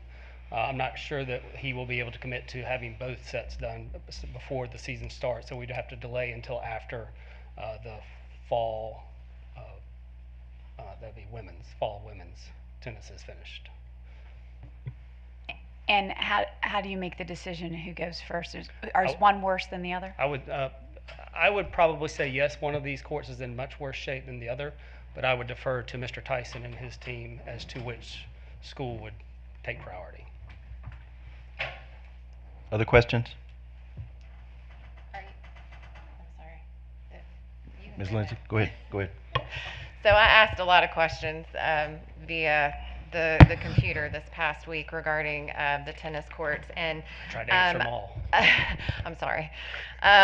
So thank you for responding back to those. But what I did, just in the effort of being transparent, I know that some of the board members didn't have the opportunity to see the response to some of these questions, and so I wanted to give you guys the opportunity to hear some of the questions that I already asked, and then the response to that. That way we're all kind of on the same thought process when we're doing this. So one of my questions was in regards to the ROI that we did get sent, and I wanted to make sure that that could be published somewhere for folks to be able to see, if that's possible. Yeah, I wouldn't see why not. I can share that with. Yeah. Can we clarify what ROI means? Return on investment. Yes. So I asked for a return on investment for these courts for the next 20 years. And just to kind of try and wrap my head around the pricing and what it was going to whether or not it was going to work out to be in a financial interest of the county to spend this money.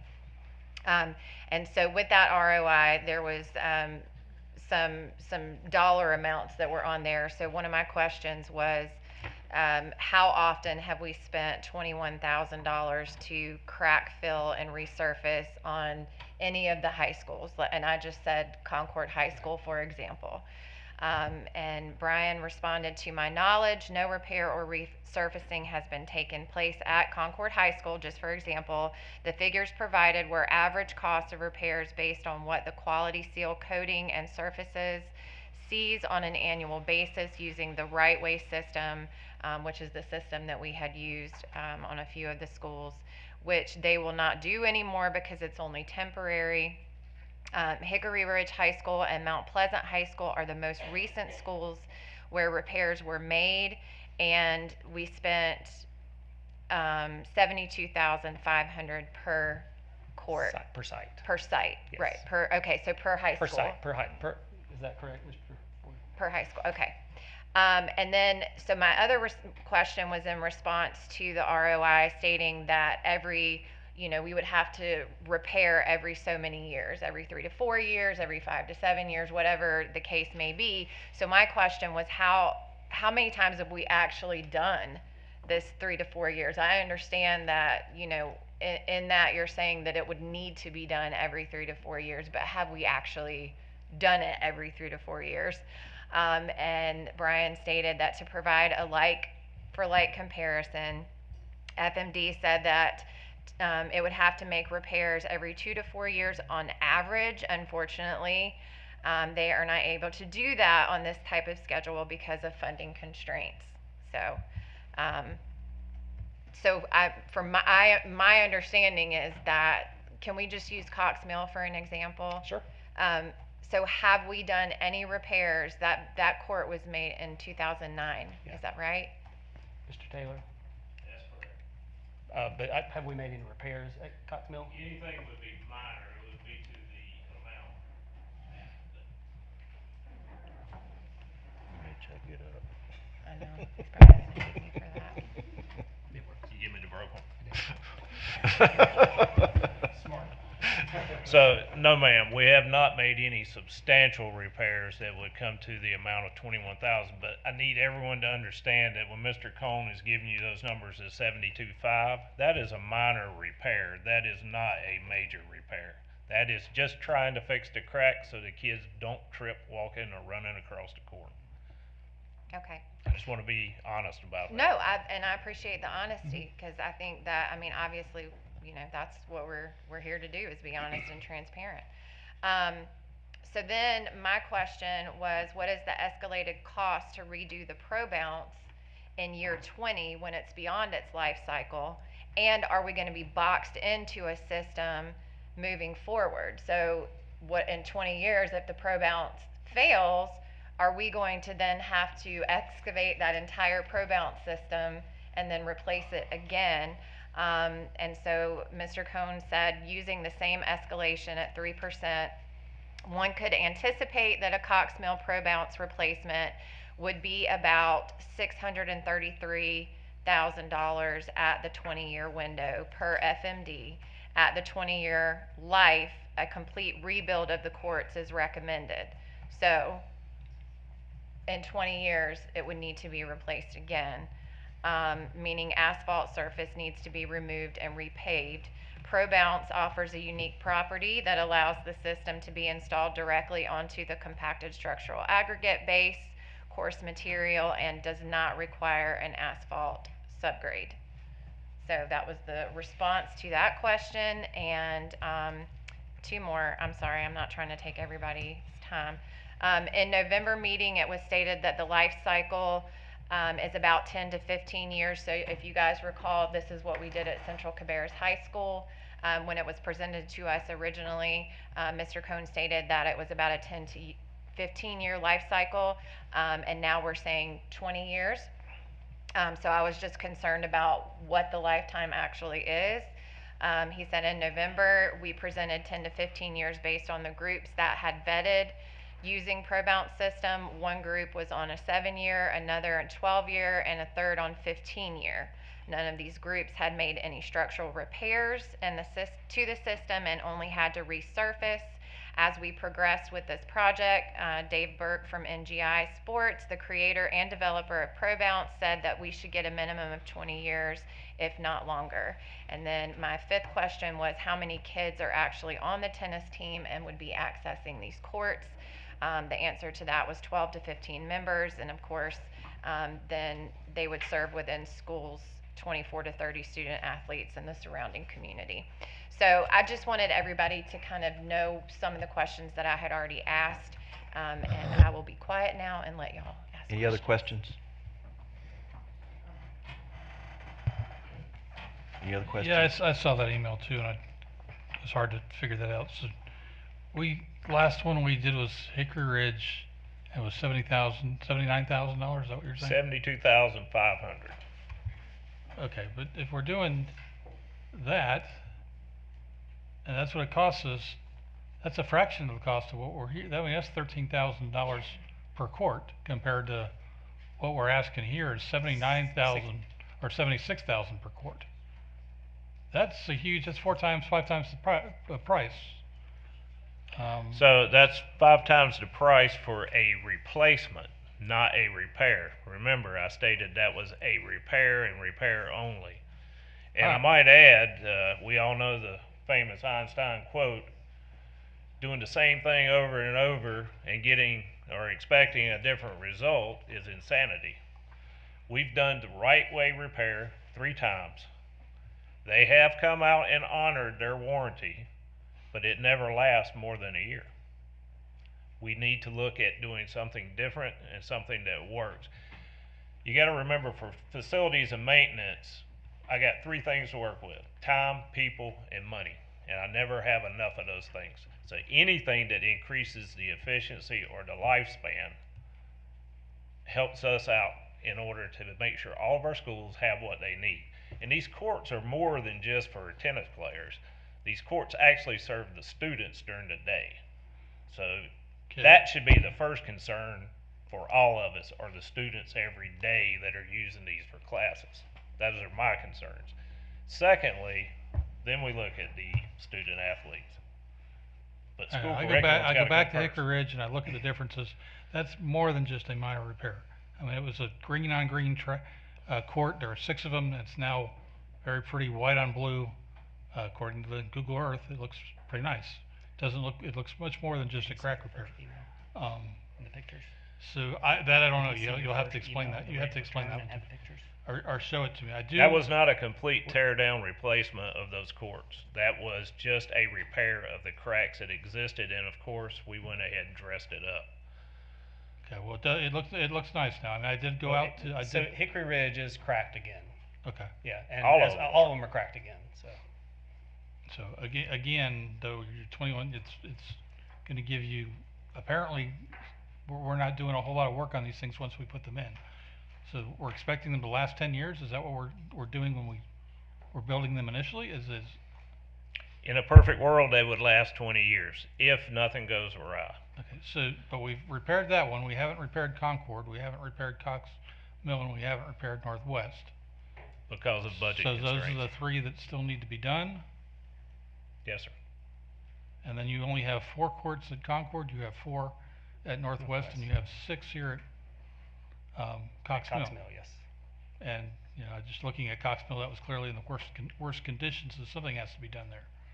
But it just, to me, I don't see spending 4 to 5 times on a product that we don't know isn't proven or may or may not be proven, and it only, according to the contract, it's got a 5-year. So could I speak to that, sir? Yes.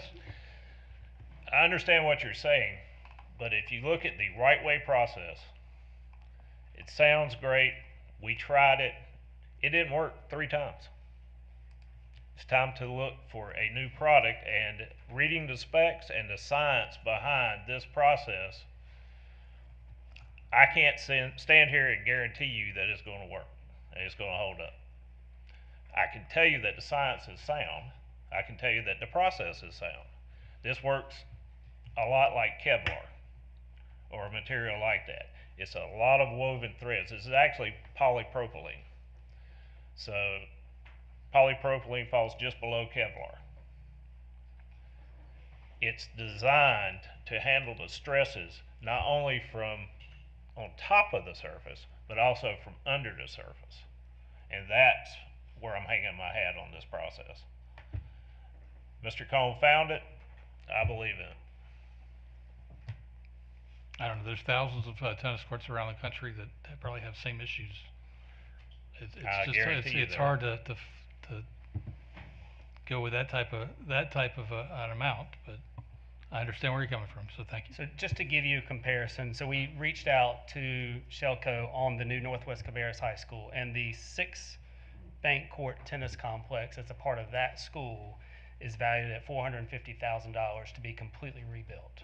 So if you're going to go in, rip them all up, completely rebuild them, you're going to spend more money doing that than we are on the repairs that we're recommending that will last 15 to 20 years. If you look at Les Myers Park, City of Concord just went through a major project up there on their courts. There are 8 courts at Les Myers Park. They spent $450,000 on those 8 courts. So if you do the math, 6 of those courts would be roughly $337,500. But they didn't do any fencing as a part of that scope. All the fencing was saved, taken down, and reinstalled.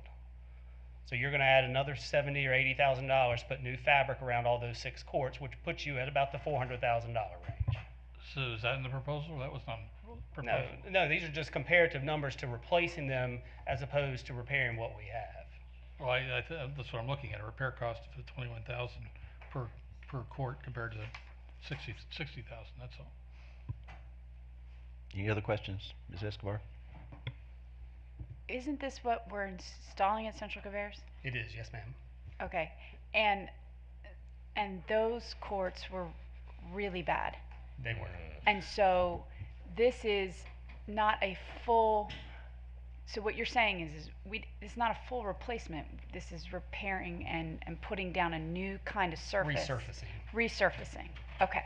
And so what you're saying, what I'm hearing in this exchange, is that this is still cheaper than if we were to knock them out, put down new cement, even if we didn't do anything fancy. Yes, ma'am. Okay. Thank you. Any other questions, Mr. Floyd? So this is the same as we approved on Central Cabarrus? It is. And yes, nothing's sir. changed since we approved Central Cabarrus? Nothing has no changed, issues. no, sir. Okay. How many students in high schools in Cabarrus County take PE? All of them? Okay. So every student uses these courses. So not just 15 students part of the year, is what you're telling me. Every single student uses them. What about athletic teams besides tennis? Would the football team go out there and do dot drills, warm-up drills, things like that? I know soccer uses them when they can't get on grass. I know a football team that does. Okay. What about an English class that wants to take the class outside to read, or an art class that wants to go out there to paint? This is the kind of space that they all. So the point is they all get used a lot. So let me ask you about Right Way. How long did we use Right Way? When did we start doing that?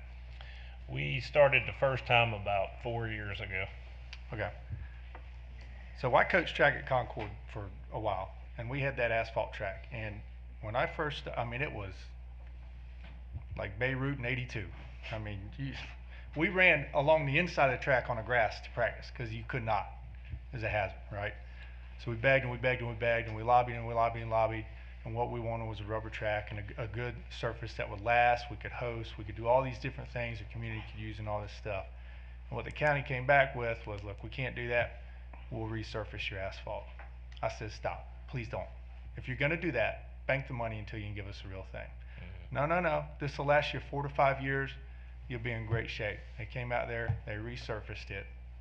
By the end of that season, it was already cracked, unserviceable. At the beginning of the next season, I had a state qualifier and a triple jump the year before that almost broke her ankle, severely high ankle sprain in those cracks, because I would say, to me, it was negligent because I said don't do it, but that's whatever.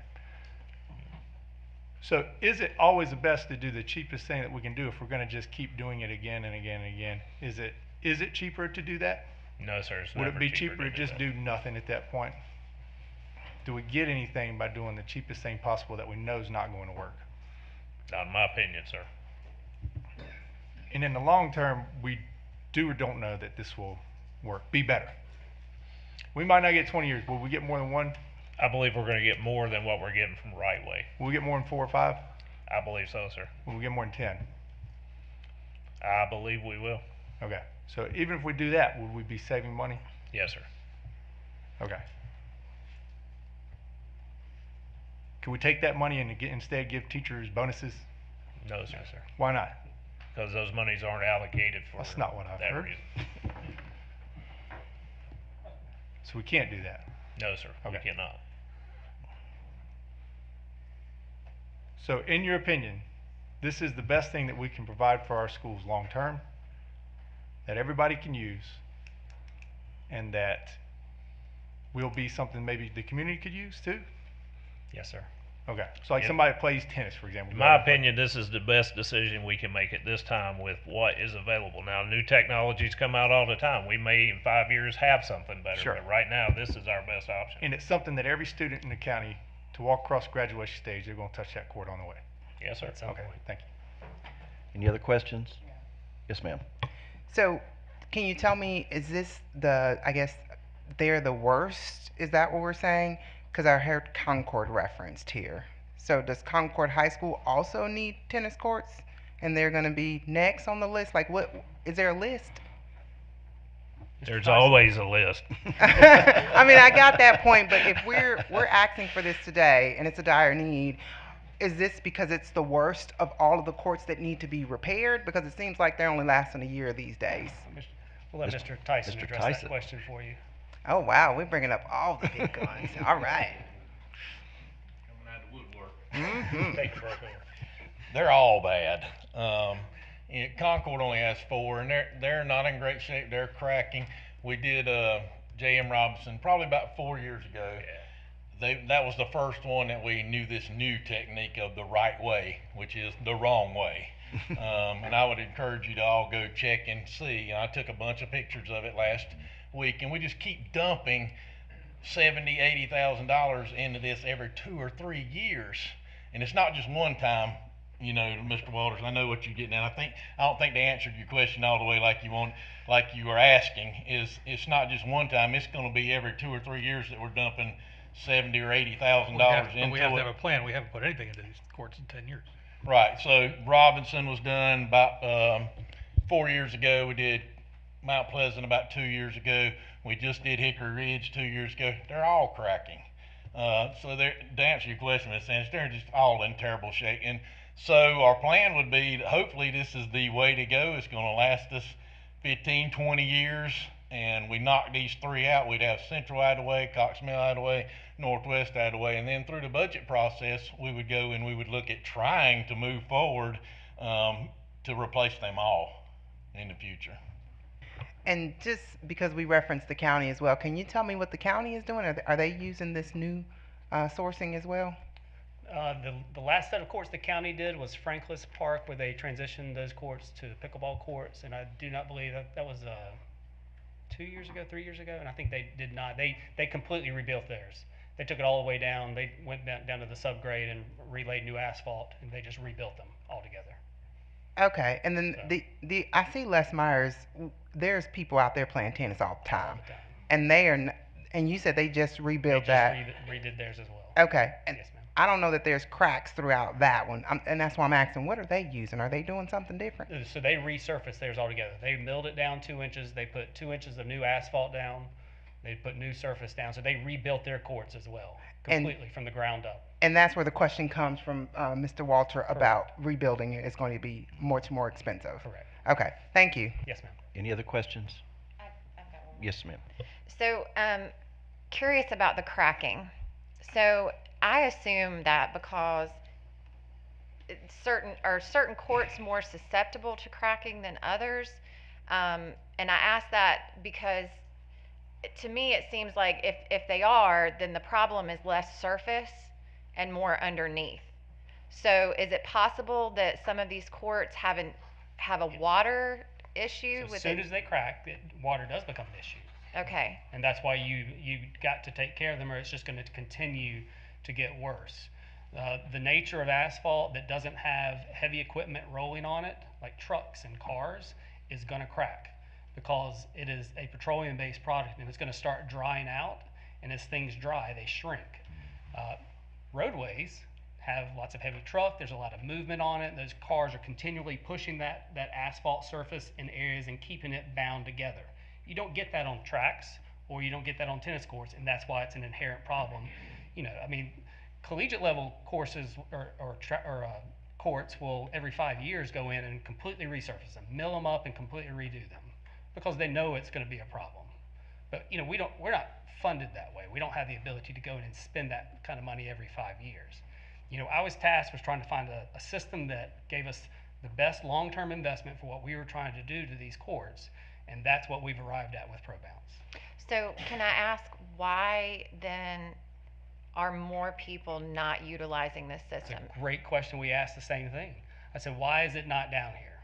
And he didn't have a really good answer other than it is just slowly, it's all over the place in Virginia. It's used in multiple places. I got 3 pages worth of places that have ProBounce up there as we were going through that vetting process and trying to talk to them and say, listen, is this great? If it's as good as you say it is, why don't we have it? There was no good answer for that. But he did tell me that now Alexander Central is putting it down. There's a pickleball complex in Hunterville that's putting it down. And he said by the end of next year, there'll be 20 sites within North Carolina that will have been using ProBounce. Thank you. Yes, ma'am. Can I speak to that real quick, ma'am, on your question?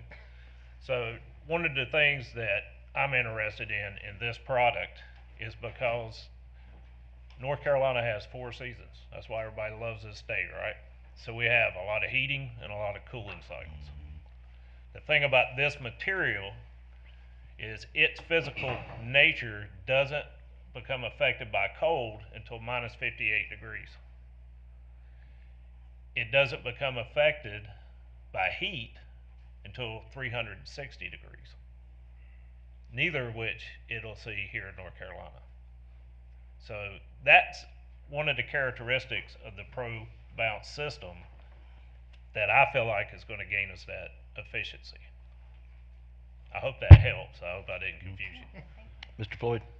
Oh, sorry, and one thing I forgot to ask, how many bids do, and you talked about this a little bit last week. I could hear y'all great. Y'all couldn't hear me for some reason.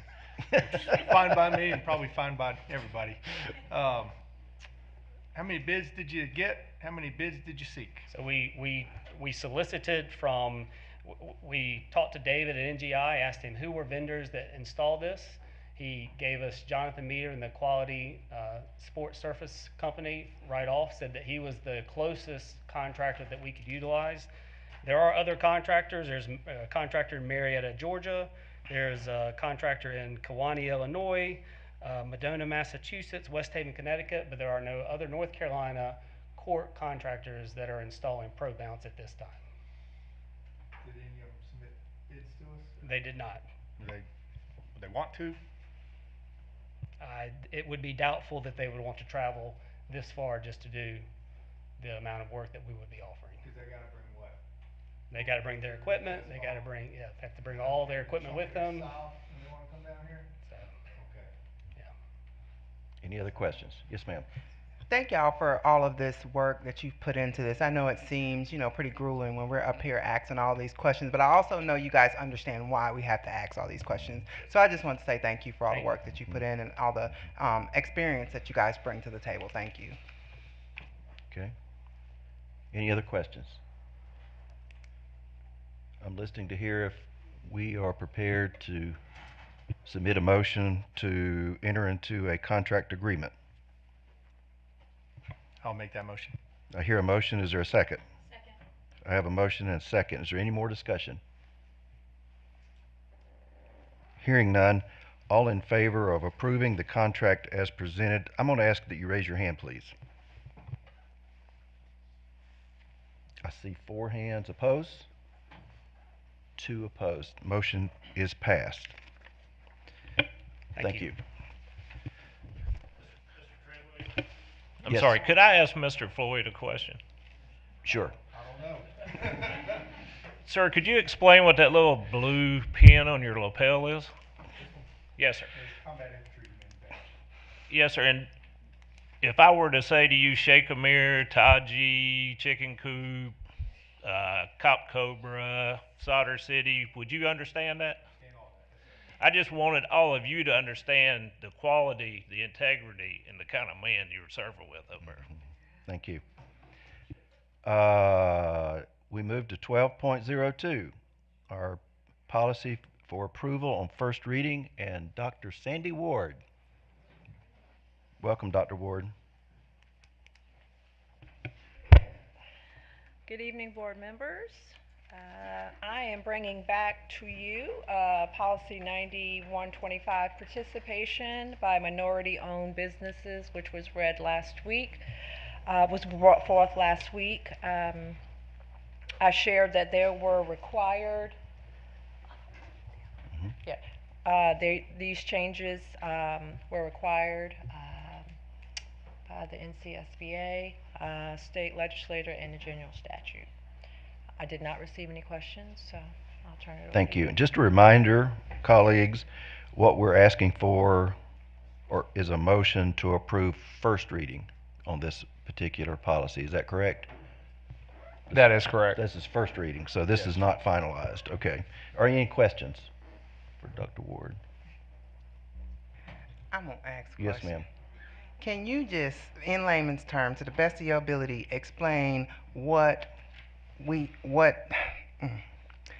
NCSBA, why they send us these things and why they're required? Can you just explain that just a little bit? Sure. So the Thank North you. Carolina School Board Association takes a look at all the policies that we have in our school board manual, right? And depending on whether law is passed state level, federal level, or even on just general practices, or if things are happening in society, they will then put forth updates that they would like for the LEAs to then adopt. Now, some of them are required, some of them are strongly recommended. If they are strongly recommended, then they are also embedded in some other policies that we already have. So they just want it to be in 2 or 3 places. So that the reader can make sense, so cross-reference. Sometimes they have things that are just recommended, and sometimes they'll have items that are for information only. And so required means what? Required. Okay, thank you. I mean, I know that, but I just want to say it out loud. Thank you. Thank you. Any other questions? Do I hear a motion we approve this on first read? So moved. I have a motion and a second. Any discussion? Hearing none. All in favor, please raise your right hand. I got my Left hand, a hand. Opposed? Motion carries. Next we go to 12.03, policy for approval, and this is second reading. And I wanted to make that distinction because we usually, it's all the first reading or all the second reading, but we're a little bit off on this one. And Mr. LeGrand, do you want to talk about this? Yes, sir, Mr. Treadaway. So this is our policy revision on the use of electronic devices that we spoke about over the previous 2 board meetings. And so just wanted to say that we have not received any questions from the community or elsewhere over the past week, but just wanted to ask for a vote on this. Okay. This is a second reading, so this would, if approved, would become part of our policies. Do I hear a motion that we adopt this particular submission for second read? We need, we really should have a motion and a second, then discussion. Okay. Do I hear a motion? I'll make a motion. Second. We have a motion and a second, now discussion. I've received an email asking for the elementary school level if there's a medical out, meaning, so like if the example that was given was a diabetic student that had their A monitor. a monitor linked up to their cell phone so that their parent was getting those numbers, and so technically that phone is on and being used, but the child's not communicating with it. So Yeah, that is written into our policy as a as I guess a provision if it is being used for a medical purpose or is written into a plan for the student, then it will be allowed at that point on an individual basis. So it need to be in an IEP plan or a 504. That's correct. Okay, but there's a provision for that. Yes, that's it right. doesn't have to be spelled out in this policy, but okay. That's That correct. answers my question. Thank you. I support this. Any other questions, Ms. Sandage? So my question was about in high school when they're asked to turn it completely off and then able to turn back on during different times. Are we still asking that they turn the phone completely off or just have it in their backpack? The policy states that it's off and stowed away off of their person. Okay. During instructional time. Okay, that's the only concern that I have. I wouldn't want to ask a student to turn it off as long as it's in their backpack. I'm okay with that. It says power, it does say power off. I know, so I'm just out loud saying that that's the concern that I have with this policy, that we are asking kids to turn their phones completely off when they're already in their bags. That's my concern, and I just wanted to notate that. Thank you. So I think the only concern with that would be, in a practical sense, cell phones go off. We have music, inappropriate music. We have buzzers, timers, all types of things that alerts to either text messages or phone messages. So we just have to be careful. So we just felt like powering off would be the best option because we were disturbed either in a testing environment, a classroom environment, with some very inappropriate things. So we just want to be clear about that. I completely understand. I just wanted to notate my concern about turning the phone completely off and then having to turn it back on, and it's already in my backpack. Thanks. Thank you, Ms. Sandage. Any other points of discussion? So I'm going to call for a question. All in favor of adopting this policy as presented, if you would raise your hand, please. 1, 2, 3, 4. Opposed? Motion carries. Thank you, Dr. Ward and Mr. LeGrand. I think the next item on our agenda is adjournment, and I would like to make just a very brief exception to our agenda. I think you'll understand why. Our chair is not with us. She's with her new grandbaby, and I need to let you know that it was a nervous day because there were a lot of complications. It was very anxious.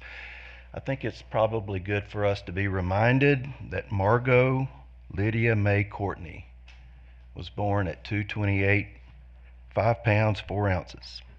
And that's why we're here. That is why we're here. That is why we're here. Do I hear anyone interested in adjourning?